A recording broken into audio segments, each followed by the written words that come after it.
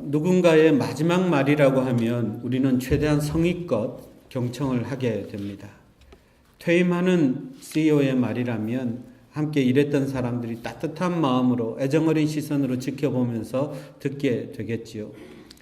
사랑하는 가족의 마지막 유언이라면 아마도 그 가족들은 그 한마디 한마디가 너무 귀중해서 놓지 않으려고 노력을 할 것입니다. 오늘 우리가 읽었던 이 말씀은 예수님께서 이 땅에 오셔서 사역을 다 마치고 하늘로 승천하시면서 우리에게 주신 마지막 말씀입니다. 그분은 지금도 살아계시기 때문에 어쩌면 유언보다도 더 강력한 우리에게 주시는 말씀이라고 할 수 있습니다. 이 말씀을 예수님의 지상명령이다 그렇게 이야기합니다.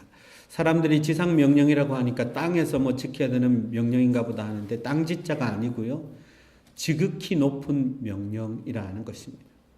가장 중요한 말씀이라는 것입니다. 한마디로 말하면 이 오늘 우리가 읽었던 구절을 선교라고 말할 수 있습니다. 예수님의 마지막 부탁은 선교였습니다. 우리가 여성교회 헌신 예배를 오늘 드리고 있는데요. 여성교회는 왜 모였을까요? 선교하기 위해서 모인 것입니다. 남성교회도 마찬가지입니다. 교회는 왜 모였을까요? 선교하기 위해서 모인 것입니다. 그래서 이 사명을, 선교의 사명을 오늘 예배드리는 여성교회뿐만 아니라 우리 모두가 다시 한번 새롭게 생각했으면 좋겠습니다.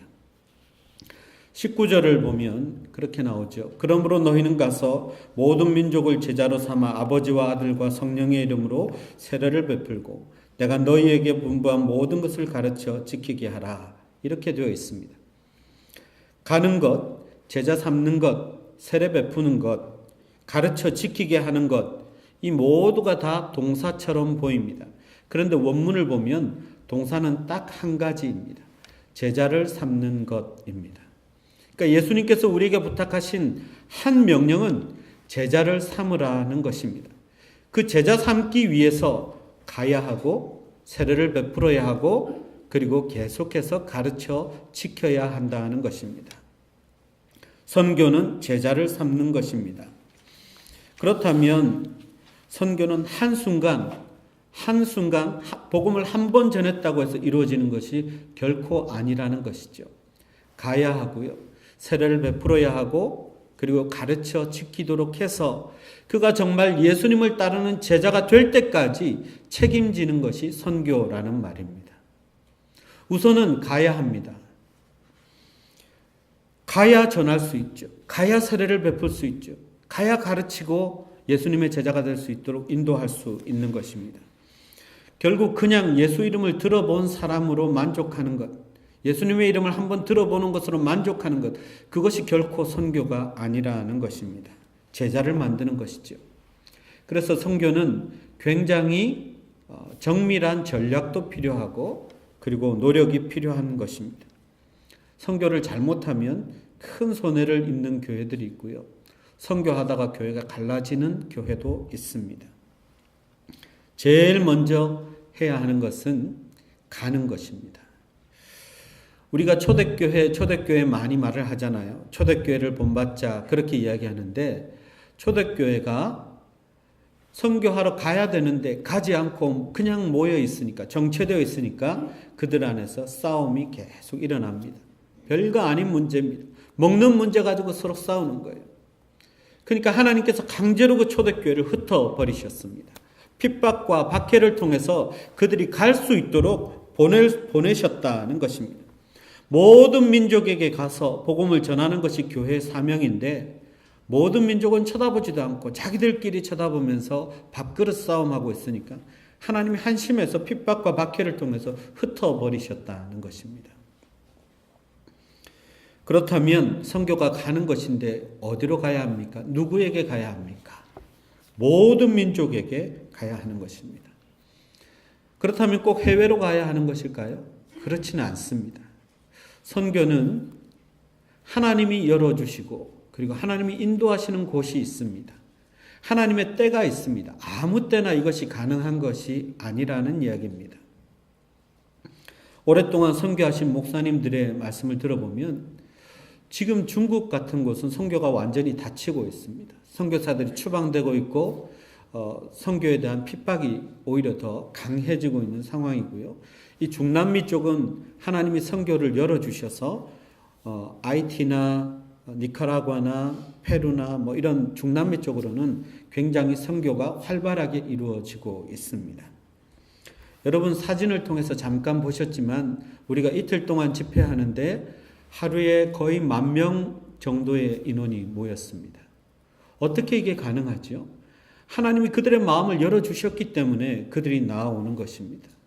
만약 지금 한국이나 미국에서 이런 집회를 한다고 사람들을 모아보십시오. 사람들이 올 것 같습니까? 그렇지 않습니다. 우리나라도 1973년도에 빌리 그레함 목사님이 여의도에서 집회를 한 적이 있습니다. 그때 수십만이 모였습니다. 수많은 영혼들이 하나님께로 돌아오는 기적들도 나타났죠. 근데 지금 한국에서 어느 누가 집회를 한다고 해도 그런 사람들이 결코 모이지 않습니다. 선교는 하나님이 열어주시는 때가 있고 하나님이 열어주시는 장소와 곳이 있다는 것입니다. 그게 지금 저희들 생각으로는 목회자들 그리고 선교학자들의 판단으로는 중남미 쪽으로 하나님이 열어주고 계시다는 것입니다. 우리 교회 선교팀이 그래서 지금 니카라과에 가서 선교한 것은 결코 일시적인 그런 우연이 아닙니다. 하나님의 은혜로 우리가 인도함을 받은 것입니다. 지난 10년 동안 역사하신 하나님과 그리고 10년 동안 열심히 헌신한 선교사님들의 노력을 통해서 지금 니카라과에는 선교의 기적이 일어나고 있습니다. 이번 선교 대회를 통해서 22일에는 까라소주에서 대형 선교 대회를 했고요. 23일에는 마사야주에서 집회를 했는데 576명이 예수님을 믿겠다고 결신하고 교회로 등록을 했습니다. 여러분 이것은 결코 작은 숫자가 아닙니다. 10년 동안 2008년에 첫 대회에서 484명이 예수님을 믿겠다고 결신한 이후에 2015, 16년 2년 동안은 선교대회가 개최되지를 못했습니다. 그런데 그동안 5,245명이 지난해까지 예수를 믿었고 올해 576명을 합하면 6,000명의 결신자를 배출했습니다. 그 결과 원래 카톨릭이 대다수인 이 니카라과에서 장로교는 원래 이단 취급을 받았습니다. 그런데 지금은 개신교 숫자가 얼마나 많이 늘었는지 최초의 선교를 시작할 때 5% 정도에 머물렀던 개신교 비율이 35%까지 올라왔다는 보고를 들었습니다. 특히 이번 선교대회가 참 중요했던 이유는 니카라과는 지난 4월에 우리나라의 광주 사태 같은 광주 항쟁 같은 민주화 시위와 거기에 대한 진압으로 인해서 유혈 사태를 겪었습니다. 500명이 넘는 대학생들이 죽었고요. 수많은 사람들이 부상을 당했고 감옥에 갔습니다. 근데 그 데모를 주도했던 청년들이 다 크리스찬들이고 그리고 대학생들이었습니다. 특히 이 지역의 피해가 컸기 때문에 수많은 친구들을 잃고 가족들을 떠나보내고 마음에 큰 상처를 가진 그 사람들을 우리가 위로하기 위해서 기도하고 그들을 어루만지면서 최선을 다해서 그들을 위로했습니다. 저는 이 대회는 하나님이 우리를 통하여 그들에게 큰 위로를 주신 대회라고 생각합니다. 그래서 그때 희생됐던 숫자 이상의 결신자들을 우리가 보게 되었습니다. 근데 그들이 얼마나 간절히 기도하는지 모릅니다. 집회가 다 끝난 후에도 무릎 꿇고 기도하는 청년들이 있었습니다. 그 기도 제목을 들어보면 니카라과를 하나님 품으로, 니카라과가 복음화되게 하옵소서. 그것이 그들의 기도였습니다. 하루에 1달러 남짓하는 돈으로 살아가는 사람들입니다. 하나님께 잘 살게 해달라고 기도하지 않습니다. 니카라과가 복음화되게 해달라고 기도하고 있었습니다. 여러분, 그들이 있기 때문에 우리는 가야 합니다. 그들이 혼자가 아니라는 것을 알려주고 함께 기도해주고 손잡아주고 위로해주고 함께 니카라과 복음화를 위해서 기도해 줘야 할 의무와 책임이 우리에게 있다는 말씀입니다. 가야 하고요. 세례를 베풀어야 합니다. 여러분 잠깐 보셨겠지만 이번에 세례는 한 150명 정도가 침례를 받았습니다. 왜냐하면 그 지역 특성상 어쩔 수 없이 바다에 한번 숨이 막힐 정도로 물속에 넣었다 빼야 세례라고 인정하지, 이렇게 좀 뿌려가지고는 이분들이 잘 실감을 못해서 우리가 침례를 했는데요. 목사님들이 바다 한가운데 들어가서 한 사람 한 사람씩 세례를 줬습니다. 근데 제가 키 작은 것 별로 이렇게 불편을 느껴본 적 없는데 바다에서 세례 줄 땐 정말 불편하더라고요. 예. 파도에 맞서서 파도를 이기면서 그 영혼들에게 세례를 줘야 하는데 얼마나 감격하는지요. 그들이 울면서 세례를 받습니다. 그리고 기뻐 찬양합니다. 그 세례식을 후원하는 그 세례 테이블에 있는 모든 사람들은 함께 찬양하고 기도하고 후원했는데 우리 권사님 좋아서 춤추시는 모습도 있습니다. 얼마나 그 찬양이 은혜롭고 그 세례식이 은혜로웠는지 모릅니다. 근데 여러분 세례를 그냥 받습니까? 그냥 하는 게 아닙니다. 몇 차례에 걸쳐서 세미나를 해서 목회자들을 교육시키는데 제가 작년 11월 달에 가서 한 것이 목사님들과 함께 가서 전도 교육하고 실습하고, 그래서 이분들이 다 목회자들이에요. 이분들이 각 교회로 흩어져서 평신도들을 훈련시켜서 그들이 가서 전도해서 이미 전도되었고 세례받기로 작정한 사람들 150명이 나온 것입니다. 이게 1년에 몇 차례씩 해서 그렇게 세례를 주게 됩니다. 여러분 이렇게 세례를 주는 것도 선교의 일부분입니다. 그래서 선교가 전략적으로 이루어져야 합니다. 어떤 선교는 가서 그냥 쇼하듯이 그냥 한번 보여주고 끝나는 선교도 있습니다. 그렇게 하는 것이 아니라 1년 내내 기도하고 그리고 전략을 잘 짜서 선교사님들과 잘 협력해서 하는 것이 참 중요합니다. 이 니카라과 선교는요, 원래는 뉴욕 노회에서 시작했습니다. 우리 교단 뉴욕 노회에서 시작했는데 갑자기 사역이 점점 더 커지기 시작했어요.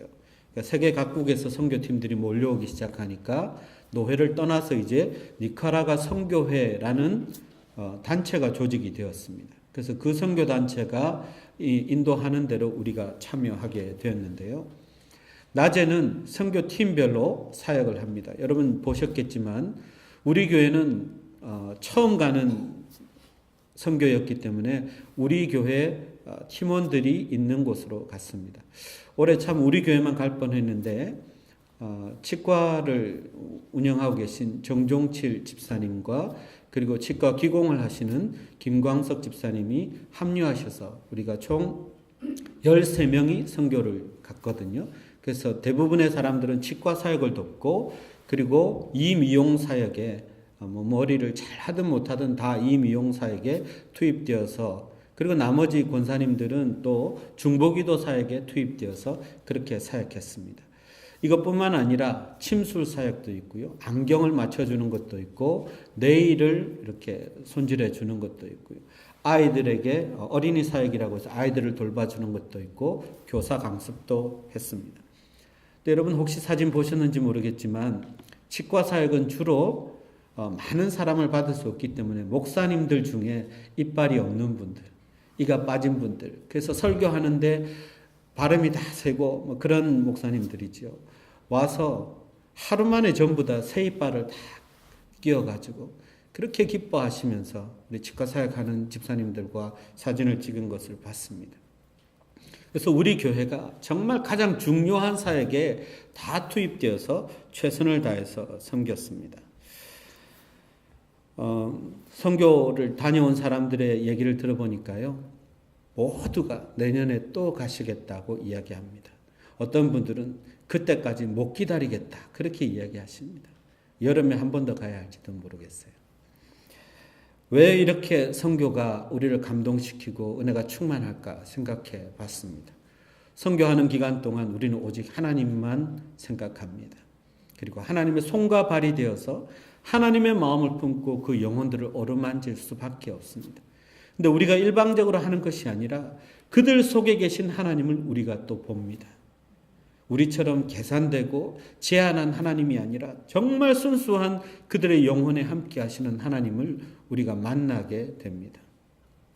어떤 집사님이 그렇게 대답하시더라고요. 감상을 물어보니까 내 영혼의 찌꺼기 같은 것은 다 침전되고 다 내려앉고 내 영혼이 맑아지는 것을 느꼈습니다. 그랬습니다.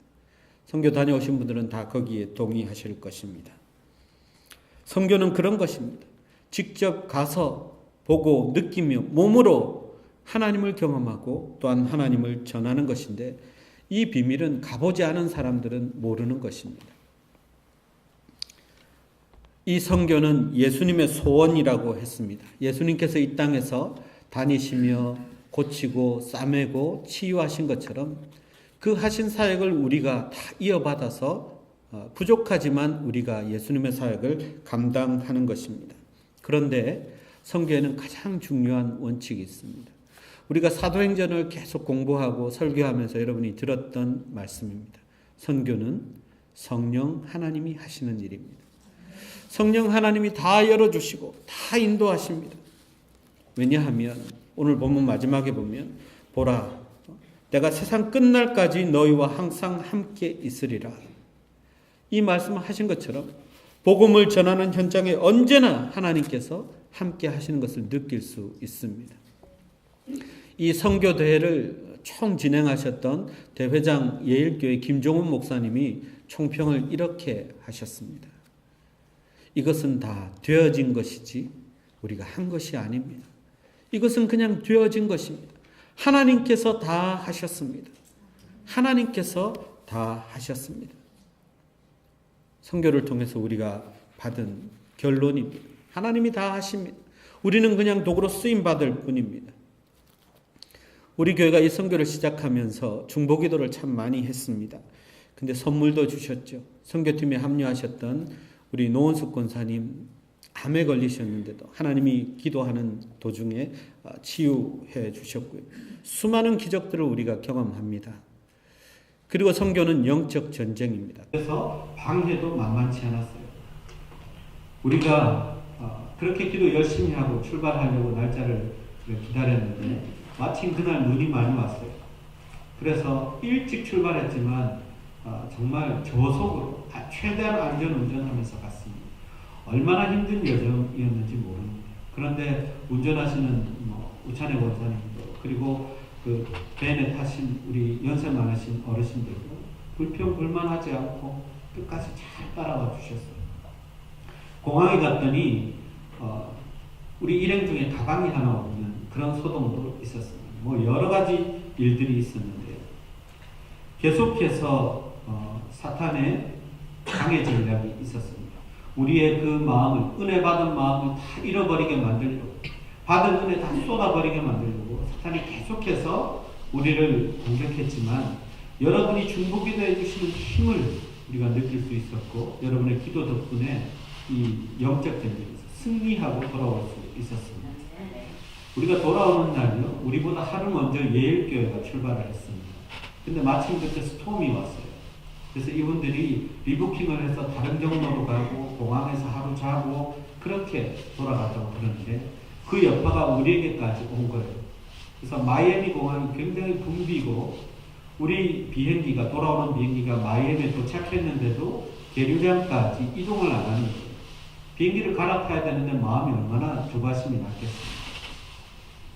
그래서 일행들이 이제 입국 수속을 받고 나오는데 우리 가족, 제 가족 5명만 덜컥 걸려버리고 만 것이죠. 연결 항공기를 놓치게 됐습니다. 왜냐하면 5명이다 보니까 5명이 한꺼번에 수속을 하기 위해서 다른 사람보다 시간이 많이 걸렸고 하는 도중에 기계가 고장이 났고 그러다 보니까 그만 비행기를 놓쳐버립니다. 제가 뉴욕에 오는 비행기 스탠바이 넘버를 받았는데 제가 13번이고 우리 가족이 14, 15, 16, 17 이렇게 되어 있는 거예요. 비행기 몇 편이 남아있어서 기다리는데 그 다음 비행기에 1명이 기다리고 있던 사람이 더 타고 그 다음 비행기에 2명이 탔습니다. 정상적으로 보면 오늘 밤 안에 갈 수 없겠구나 해서 대책을 세웠어요. 못 가면 이 공항에서 자는 거고 아니면 일부가 가면 일부는 뉴욕에서 자고 일부는 마이애미에서 자고 참 난감한 상황이 되었습니다. 계속 기도하면서 하나님께 도움을 구했는데 이 비행기, 뉴욕 가는 비행기가 이 터미널에서 출발하고 다음 비행기는 저 터미널에서 출발하고 게이트도 다 달라지고 계속해서 옮겨 다녀야 하는 상황인데 우리가 끝까지 최선을 다하자고 기도하면서 달렸습니다. 근데 마지막 비행기를 앞두고 그 앞 비행기에서 오버부킹이 된 8명이 제 앞으로 탁 들어와 버렸어요. 순식간에 번호가 거의 20번이 다 되어버렸어요. 이젠 끝난 건가 라고 생각했는데 마지막 비행기 출국 수속이 시작되었을 때 우리 가족이 정말 열심히 달려갔습니다. 중간에 트램도 타고 갔는데 그 직원이 몇 사람 이름을 부르는데 아직 도착을 안 한 거예요, 그 사람들이. 그래서 우리는 그 앞에서 최대한 불쌍한 표정으로 나 좀 태워주십시오. 5명이 다 그러고 있으니까 직원이 우 패밀리를 다 태워줬어요. 마지막 비행기에 우리 뒤에 1명, 2명 정도 타네요. 마지막으로 5명이 다 탑승해서 뉴욕으로 올 수 있었습니다. 우리가 비행기 안에서 얼마나 할렐루야 하면서 하나님을 높였는지 모릅니다. 마지막 순간까지 하나님이 책임지셨습니다. 선교는 하나님의 일입니다. 하나님이 도우십니다. 하나님이 역사하십니다. 여러분, 그럼 이렇게 놀라운 하나님의 역사와 은혜를 체험하는 선교를 우리 교회는 어떻게 준비할 수 있을까요? 이번에 가서 함께 갔던 교회 웨체스터 교회 이야기를 들어보니까요. 그 교회는 우리 교회에 비하면 좀 작은 교회입니다. 성도들이 다 합하면 한 40명 정도 될까 말까 한데 모든 교인들이 1년 내내 헌금을 한 겁니다. 그 헌금을 한 목적은 뭐냐면 이 선교대를 하다 보면 차량이 많이 필요한데 한 대를 빌리는데 200불이 필요합니다. 근데 그 200불을 개인이 헌금을 하자 목표를 세워서 8,000불을 모았고 2,000불이 부족했는데 목사님 아들, 딸이 1,000불씩 냈어요. 그래서 10,000불을 선교 헌금으로 드렸습니다. 그래서 버스가 들어오면요. 그 버스에 50명 정도가 타고 들어옵니다. 그러면 그들 중에 3명 혹은 4명이 결신하고 예수를 믿게 됩니다. 여러분 1년 내에 50명에게 전도해 보셨습니까? 정말 진지하게 예수님의 복음을 50명에게 전도할 기회가 그렇게 많지 않습니다. 근데 이 선교대회를 통해서 그 일이 일어나고 확실하게 천국에 그 이름이 기록될 사람들이 3명, 4명 그 가운데 나온다는 것입니다. 그래서 여러분 우리도 꼭 이 교회처럼은 아니더라도 기도하는 가운데 앞으로 전략적으로 계획을 세우고 이 선교에 어떻게 우리가 참여할 것인지 여러분들의 의견을 모아서 그렇게 선교를 잘 준비하려고 합니다. 내년에는 모두 다 갔으면 좋겠어요. 그래서 주일 예배를 거기서 드려도 상관이 없고요. 반만 가도 상관없겠지만 가능하면 많은 분들이 갔으면 좋겠습니다. 이 선교 대회 중에 그 니카라과 방송국에서 와서 국영 방송국에 와서 촬영을 하고 인터뷰도 하고 막 그랬거든요. 그리고 제가 단상에 앉아 있는데 옆에 어떤 분이 계셨냐면 대통령 특별보좌관이 와서 앉아 있었어요. 그리고 나갈 때 이분이 선물을 받아갔는데 그 선물을 제가 보니까 그게 뭐냐면 근하신년 새해 복 많이 받으세요. 어디서 많이 본 것 같아요. 갈 때 제가 우리 교회 남은 달력을 들고 갔는데 대통령 보좌관이 그걸 선물이기 때문에 귀중하게 팔짱을 탁 끼고 그걸 들고 내려가시는 걸 봤어요. 여러분 이건 보통 사건이 아닙니다. 대통령 특별보좌관이 자기 집에 걸어놓든 아니면 대통령에게 전달을 하든 생명의 길 장로교회 이름이 딱 박혀있고 성구가 있는 달력이 이 커라가에 걸려있는 것입니다. 여러분 이건 기적입니다. 놀라운 사건입니다.